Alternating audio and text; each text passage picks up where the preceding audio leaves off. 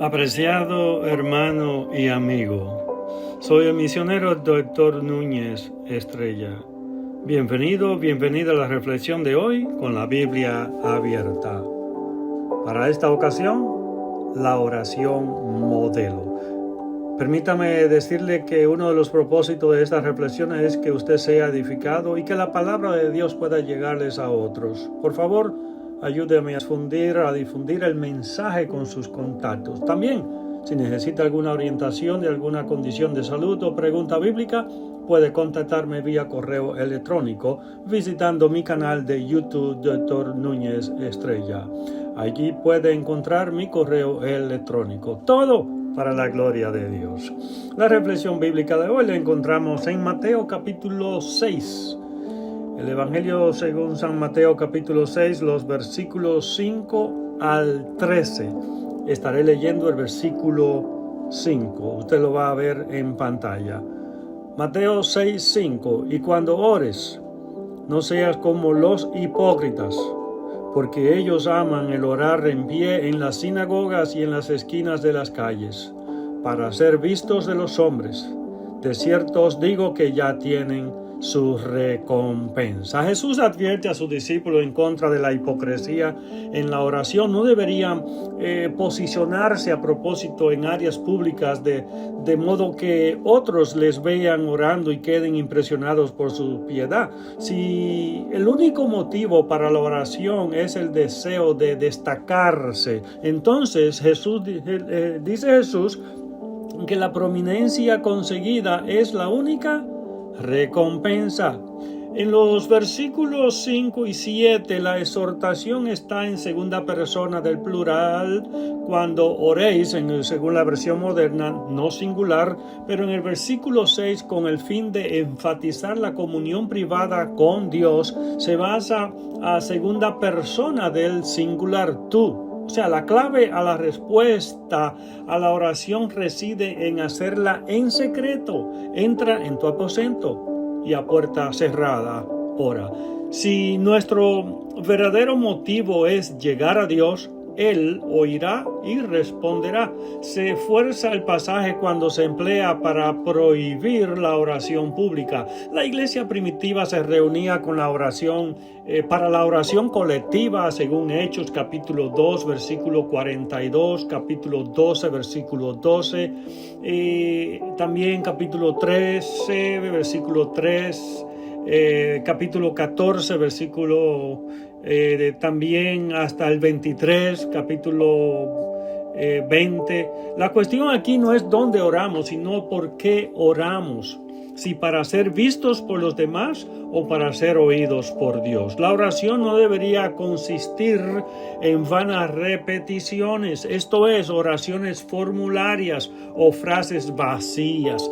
Las personas inconversas oran así, pero Dios no se impresiona por la sencilla multiplicación de mucha palabrería o repeticiones. Lo que quiere es oír las sinceras expresiones del corazón, por cuanto nuestro Padre sabe de qué cosas tenemos necesidad, incluso antes que le pidamos. Entonces es razonable preguntar ¿para qué?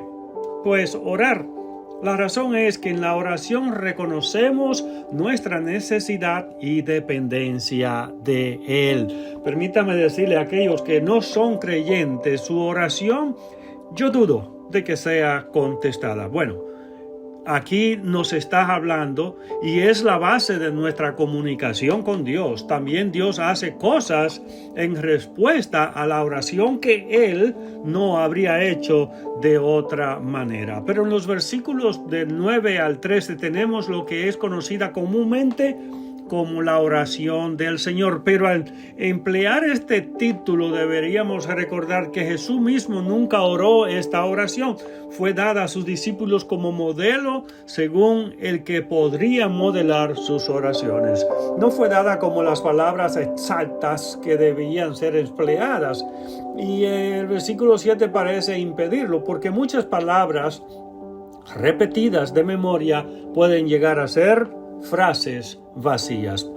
Padre nuestro que estás en los cielos. La oración debería ser dirigida a Dios Padre en reconocimiento de su soberanía sobre el universo. Santificado sea tu nombre. Deberíamos comenzar nuestras oraciones con la adoración, ascribiendo alabanza y honra a aquel que es tan digno de ello. Venga tu reino. Después de la adoración deberíamos orar por la impulsión de la causa de Dios, poniendo en primer lugar sus intereses. De manera específica, deberíamos orar por el día en que nuestro Salvador y Dios, el Señor Jesucristo, establecerá su reino sobre la tierra y reinará en justicia. También hágase tu voluntad. En esta petición reconocemos que Dios sabe qué es lo mejor y que rendimos nuestra voluntad delante de Él. También expresa el anhelo de ver su voluntad reconocida por todo el mundo, como en el cielo, así también en la tierra.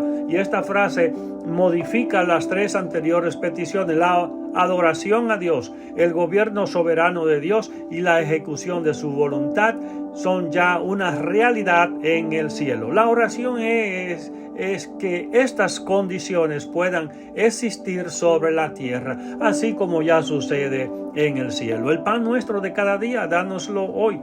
Después de poner primero los intereses de Dios, se nos permite presentar nuestras propias necesidades, y esta petición reconoce nuestra dependencia de Dios para el alimento diario, tanto espiritual como físico, y perdónanos nuestras deudas como también nosotros perdonamos a nuestros deudores. Esto no se refiere al perdón judicial de la pena del pecado.